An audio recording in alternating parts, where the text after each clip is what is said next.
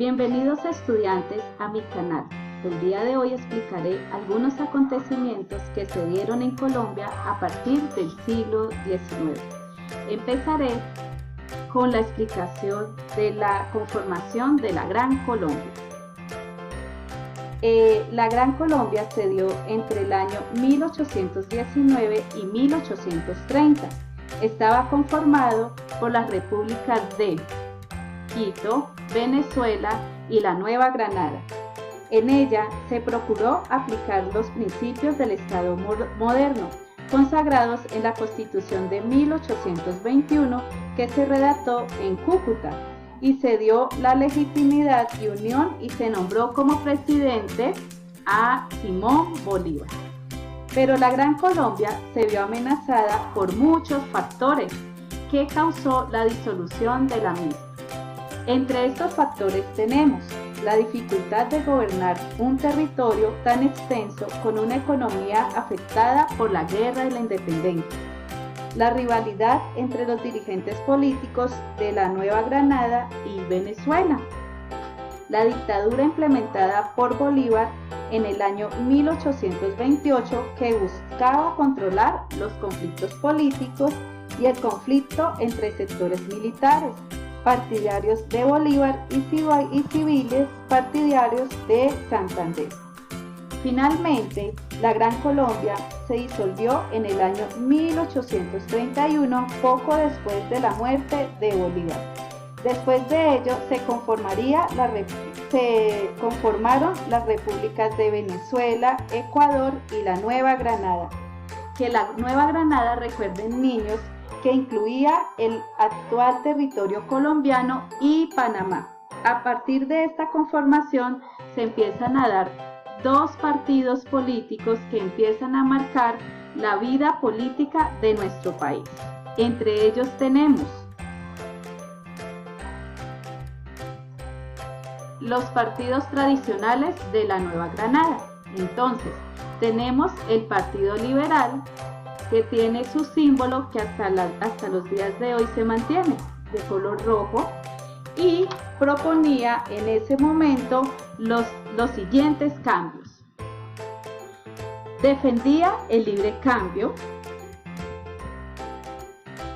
defendía la abolición de la esclavitud, promovía la separación entre la Iglesia y el Estado, y también quería promover la libertad de expresión y la libertad religiosa. En cambio, el Partido Conservador, con su símbolo azul, promovía que el Estado y la Iglesia estuvieran unidos para poder gobernar, que la Iglesia apoyara la parte educativa, pero también apoyara la parte de las leyes. Pero además de ello, ellos proponían conservar las tradiciones coloniales. Entre los aspectos que se querían mantener, pues la esclavitud era una de ellas. ¿Por qué? ¿Por qué la esclavitud? Porque la esclavitud era un proceso económico que dejaba mucho dinero a las personas que contaban con estos esclavos, los vendían y esto generaba riqueza. Bueno, vamos ahora a hablar del sistema federal de los Estados Unidos de Colombia. Después de las diferentes guerras civiles que se dieron, el triunfo liberal en la Guerra Civil de 1860 y 1862 permitió que este partido se implementara en el país un programa político. En el año 1863 se da una nueva constitución política que permitió organizar de nuevo el territorio bajo un sistema federalista, el cual llamó Estados Unidos de Colombia. Pero ¿qué proponía este sistema? Que cada estado fuera autónomo y propusiera sus propias leyes. Además de ello, proponía la libertad de expresión y la libertad religiosa, además de un sistema de elecciones. Pero con ello también que hubiese un ejército en cada uno de estos estados, ¿sí? Entonces cada estado era autónomo y libre de administrar el territorio como ellos lo quisieran. Además de este sistema, trajo consigo la economía exportadora. ¿Qué significó? Que se reorganizó la vida económica del país con la introducción de nuevos medios de transporte. Entre estos medios de transporte, pues tenemos el ferrocarril. El ferrocarril fue un medio de transporte muy importante porque permitió dinamizar la economía del país. Con ello también se apoyó la agricultura, la minería, la ganadería y también dio auge a la colonización antioqueña. Bueno, y además también generó el aprovechamiento en la ganadería.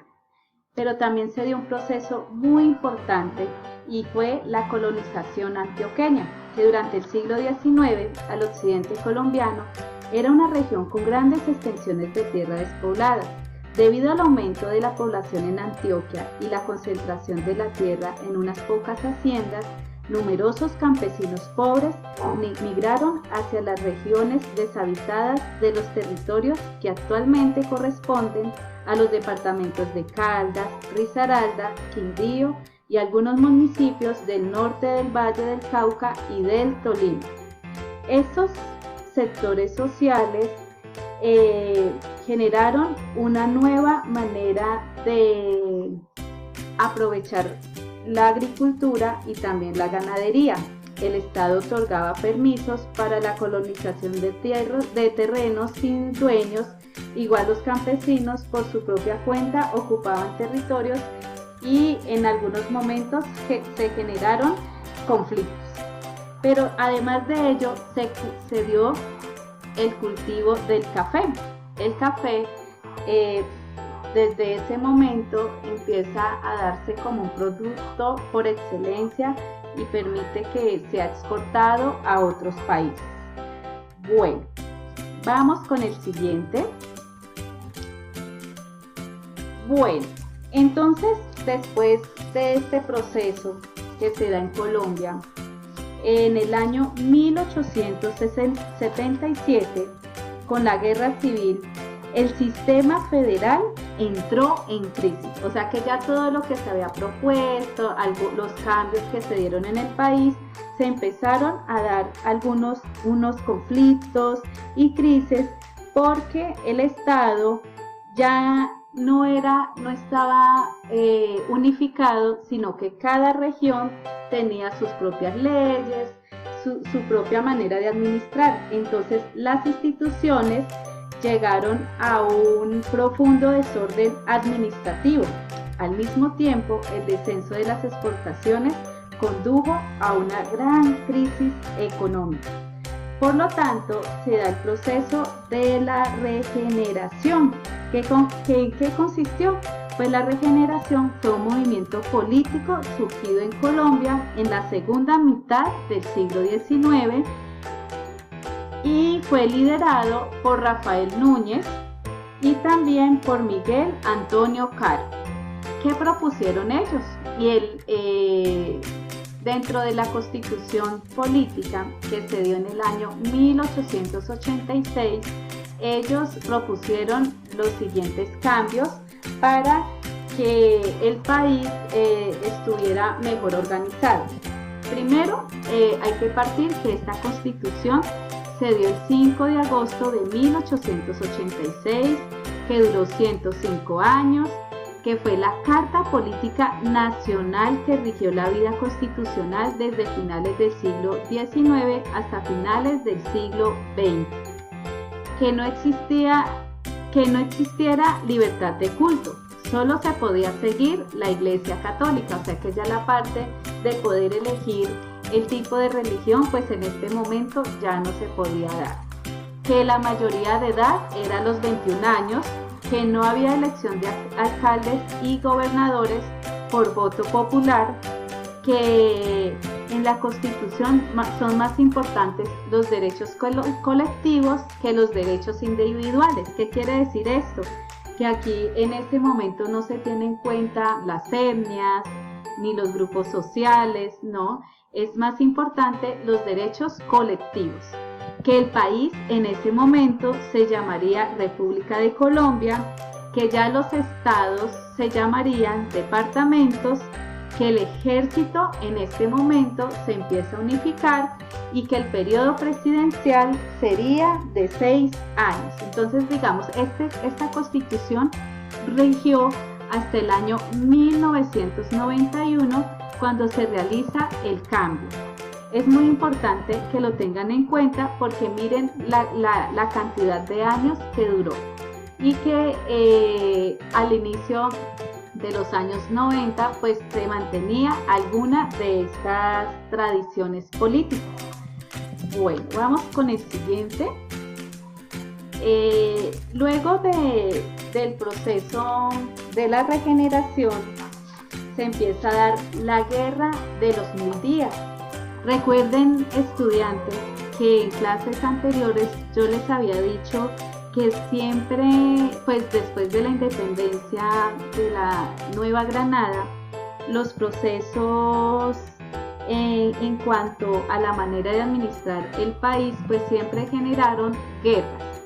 Fueron guerras internas y por lo tanto se denominaron pues guerras civiles, y entre ellas pues tenemos esta que también fue una guerra supremamente dolorosa, pues porque participaron no solamente personas mayores de edad, sino que también participaron niños entre los 9, 10 años hasta los 18 o 20 años. Entonces, ¿en qué consistió la guerra? ¿Por qué se dio? Entonces dice que Rafael Núñez fue elegido para ejercer la presidencia hasta el año 1898. Sin embargo, por razones de salud, le entregó el poder al vicepresidente Miguel Antonio Caro.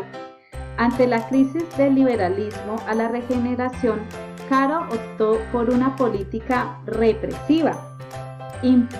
Impuso censura a la prensa y desterró a los dirigentes liberales. Esta situación generó divisiones al interior del liberalismo y produjo el surgimiento de un sector partidario de levantarse en armas contra el gobierno. La sublevación armada de los liberales se hizo realidad en el año 1895, pero fue rápidamente controlada por el gobierno. La falta de garantías por la oposición propició nuevas tensiones, a lo cual sumó una grave crisis económica generada por los elevados impuestos a las exportaciones. Estas preocupaciones fueron recogidas por liberales como Rafael Uribe Uribe. Entonces, en el año 1899 y 1902, el país se sumó en un conflicto denominado la Guerra de los 1000 días. Inicialmente, los liberales obtuvieron algunas ventajas, pero la derrota de sus ejércitos hizo que se presentara una guerra de guerrillas.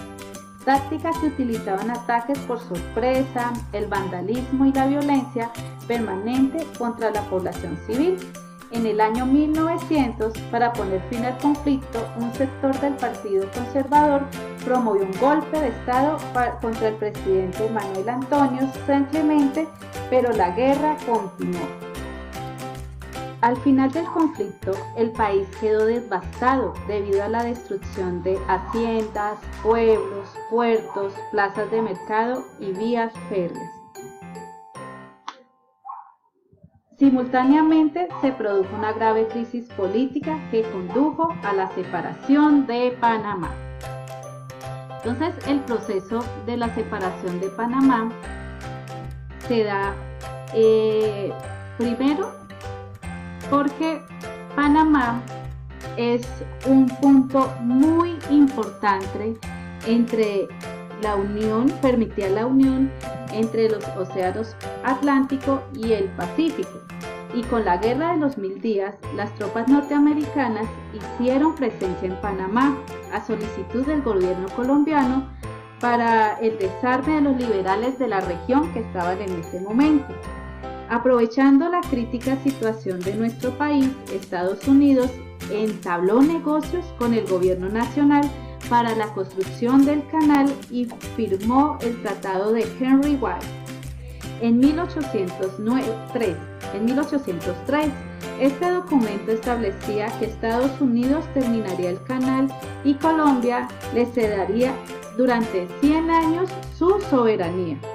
Ante la negativa del Congreso colombiano de aprobar el tratado de clase dirigente panameña, promovió un movimiento para la independencia de Panamá. El alzamiento fue apoyado por Estados Unidos, que impidió el paso de tropas colombianas. El gobierno colombiano no pudo evitar la separación y Panamá adelantó por su cuenta las negociaciones para construir el canal. Y es así como en este momento de la historia, por las diferentes crisis que se ha venido presentando, el territorio pues ha perdido. Y en este caso pues ya también perdió a Panamá. Primero perdió a Quito, a Venezuela y por último perdió a Panamá. Estudiantes, muchas gracias por la atención, espero les haya gustado.